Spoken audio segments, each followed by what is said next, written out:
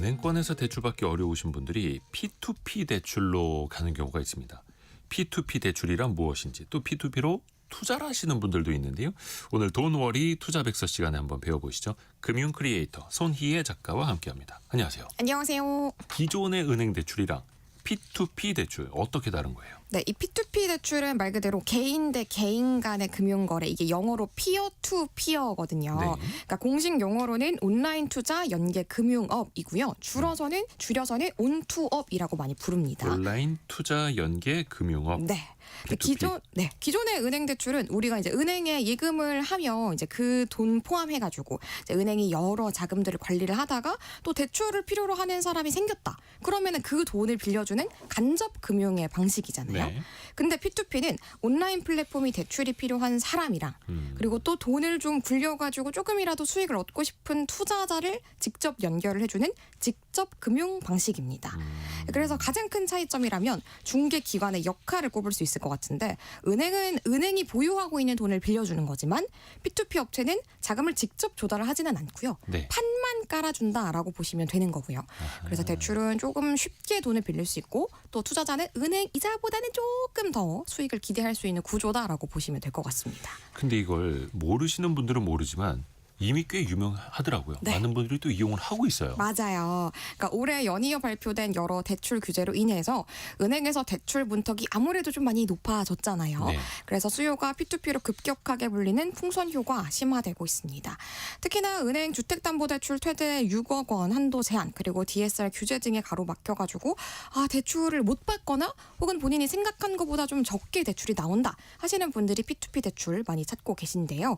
이 통계에 따르면은 국내 49개 등록 P2P 업체의 대출 잔액이 지난달 말 기준으로 1조 5천억 원 정도로 결코 적지 않습니다. 이 관련 통계 집계한 이래로 최대치고요. 이 P2P 대출의 가장 큰 특징이라고 하면 속도랑 유연함을 꼽을 수가 있을 것 같습니다. 은행에서 대출을 받으면은 실제로 저도 은행에 있었지만 정말 많은 서류 내잖아요. 네네네. 그리고 또 서류 낸다고 해서 무조건 되는 게 아니고 뭐 한도라든지 금리라든지 여러 가지 심사하기 위해서 수일이 또 소요가 됩니다. 이것과는 달리 P2P 대출은 비대면으로 신청하면은 당일에 뭐 혹은 좀 걸린다고 하더라도 며칠 내로 정말 빠르게 대출이 실행이 됩니다. 그러니까 차주 입장에서는 이게 좀 편리하기도 하고 여러 면에서 수요가 점차 늘어나고 있는 추세인 거죠. 이장호님이 사채 중개업인가요? 질문 주셨는데 이게 사실 금융기관을 이용한 게 아니라 네. 민간, 네. 사인끼리의 거래 혹은 투자일 수 있으니 넓은 의미에서 사채라고도 볼 수 있는 일종의 맞긴 하죠. 디지털 네, 사채 맞습니다. 이렇게. 이게 금리가 비싸요. 네. 맞습니다. 정말 비싸고요. 올해 기준 P2P 평균 금리가 약 10에서 15% 수준이고요. 네, 은행은 신용대출 4.5에서 5.8 이게 평균인데 이거보다 훨씬 높고요. 법정 최고금리인 연 20% 가까이 형성되는 경우도 꽤 많습니다.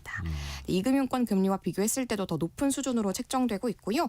이 금리는 기본적으로 신청자의 신용 점수를 바탕으로 책정이 되는데요. 네. 또 여기에서 P2P 업체들은 자신만의 자체 평가 모델도 더해서 이 대출을 진행을 합니다.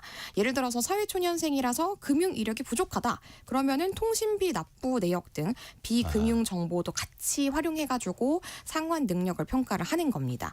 그래서 내가 같은 신용 점수를 갖고 있다고 하더라도 P2P 업체별로 금리가 굉장히 다양하게 책정이 될 수 있는 거죠. 네, 온투업이 동일 차입자에게 대출하는 최대 한도는 법으로 일단 정해져 있는 상황이고요. 보통 개인의 신용대출은 5천만 원 선, 그리고 담보대출 기준에서는 LTV 85%가 인정되고 있기 때문에 수십억대도 대출이 가능한 상황입니다. 근데 그 금리가 10에서 15% 수준, 그리고 은행마다 이자가 다르듯이, 이자율이 다르듯이 P2P 업체마다 또 나에게 적용되는 게 다를 수가 있다. 금리도 비싼데 또 다른 비용도 붙어요? 맞아요. 이게 진짜 중요한 부분인데요. 예. 그러니까 표면 금리만 봤을 때는 P2P 업체들 비싸다더니 금리 생각한 것보다 괜찮은데? 라고 생각하실 수도 있어요. 이거 네. 일종 그러니까 몇몇 업체에서는 그렇게 생각하실 수 있는데 네. 이게 우리가 요것만 보시면 안 되고 플랫폼 이용료라는 수수료를 꼭 보셔야 됩니다. 플랫폼 이용료? 네. 보통 대출금의 3에서 5% 정도 떼어가거나 예. 혹은 또 매달 부과하는 경우도 꽤 있습니다. 예를 들어서 금리가 10%라고 해도 이 플랫폼 이용료가 4%라면 실질적인 이자 부담이 연 14% 이상이 되는 거죠. 우리가 21년 7월부터 대부업법상 이 최고 금리 연 20% 이하로 책정하게 돼 있거든요. 수수료까지 책정을 했을 때 이게 꼼수로 이렇게 더 넘을 수도 있으니까 이 수준을 넘는 건 아닌지 좀 잘 살펴보시는 게 굉장히 중요합니다. 그러니까 금리는 19%지만 플랫폼 이용료 5%가 더 있으면 사실상 법정 최고금리 넘어가 버리는 그렇죠. 셈이니까 맞아요. 이런 건 주의해야겠네요. 네. 근데 또 이런 우려가 됩니다. P2P로 돈을 빌리면 신용 점수가 깎이지 않을까? 어떻습니까? 네, 영향 꽤 있습니다. 어쨌든 P2P 업체들도 투자자의 돈도 보호해야 되고 본인도 보호를 해야 되는 거잖아요. 연체 기록이 있다거나 신용 점수 너무 낮으면 일단 거절이 될 수 있고요. 그리고 또 P2P 대출을 받으시면은 신용 점수가 하락할 수 있다라는 점 유의하셔야 됩니다. 예전에는 이게 명확하게 대부업 대출이라고 분류가 돼가지고 한 번 받으면 바로 20, 30점, 크게는 50점 이렇게 떨어지기도 했었습니다. 근데 요즘은 제도가 많이 개선이 돼가지고 한 2금융권 수준으로 조금 낮아집니다. 한 5에서 10점 정도 낮아지고요. 그래도 어쨌든 1금융권 은행 대출보다는 훨씬 많이 떨어지는 거다 보니까 이렇게 신용 점수가 야금야금 떨어지다 보면 실제로 1금융권의 은행에서 대출 받으실 때 상당히 불리해질 수 있는 거잖아요. 그래서 내가 굳이 1금융권, 2금융권 대출이 가능한 상황에서 P2P 대출을 받으시는 건 완전 비추천입니다. 그렇죠. 비싸기도 하고 당연히. 네, 맞습니다. 근데 결국에는 P2P 대출이라는 게 은행권에서 제도권에서 대출 못 받으시는 분들이 찾아가는 거잖아요. 네. 이것도 연체할 수도 있어요. 네, 맞습니다. 어떻게 될까요, 그럼? P2P 대출이라고 해서 연체한 고객이시네요. 괜찮습니다. 이러면서 봐주는 건 절대 없습니다. 연체되는 순간 법정 최고금리 수준의 연체 이자 바로 부과되고요. 예, 연체 이자. 네, 더 무서운 거는 신용도 타격입니다. 연체되면 다른 은행 대출 막힌다거나 신용카드 정지될 수 있습니다. 또 투자자들에게 원금 돌려줘야 되는 구조이다 보니까 추심 강도가 생각보다 높을 수 있어요. 담보대출의 경우에는 연체 길어지면 담보물 경매 절차 바로 넘어갈 수 있으니까 상환 계획 없이 나 일단 급한 불 일단 꺼야겠다라는 생각으로 우리가 함부로 써서는 더 큰 화 불러올 수 있다라는 거 주의하셔야 됩니다. 그렇죠. 그리고 또 제대로 등록이 된 업체인지 제도권 업체인지 이거 알아보는 것도 중요하죠. 너무 중요합니다. 네, 온라인 투자 연계 금융업법 그러니까 온투법이 시행이 되면서 정식으로 금융위원회에 등록된 업체만 정당하게 영업할 수 있습니다. 등록되지 않은 업체는 불법 사금융인 거고요. 네. 요거 금융소비자 정보 포털 파인 홈페이지에서 등록 온투업자인지 아닌지 검색 가능하십니다. 만약에 내가 파인에서 검색을 해봤는데 검색이 안 된다. 그럼 등록되지 않은 업체잖아요.